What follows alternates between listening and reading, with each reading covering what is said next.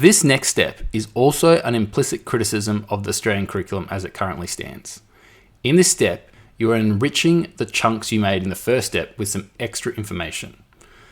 I feel that there are 4 pieces of additional information that are worth adding to each chunk. And again, it would be great if this information was already added by Acara. So for this step, you go into the chunk section here, and you have a filter search and also the search bar option. And I've done a search already. So the first bit of information you want to add is what type of knowledge it is. And you have this broad categorization of declarative and procedural knowledge. And then you can add in a sub-knowledge. So if it's procedural knowledge, you'll have skill or process. And say this was a declarative, you have a bunch of different declarative subtypes there.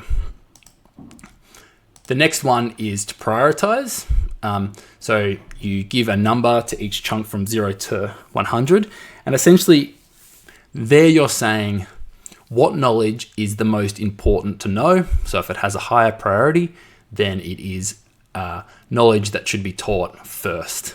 And this is a good way of differentiating the different chunks, because some chunks will require more time and also be more valuable. And so you can make that assessment. And maybe you ask questions like, will this be useful for the student in their lives? Will this be useful for students for next year? Or will it help them understand other concepts in other learning areas? So you've got to make that professional judgment.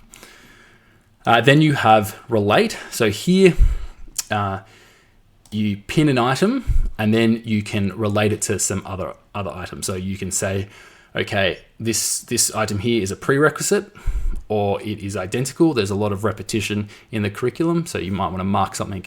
These two chunks are identical, or this is a more concrete version. Okay, so I'll stop that. If you actually go into a detailed view of a chunk, you will see that information is displayed there, and you can also set it and change it there. Now, one other thing that you can add is assessments.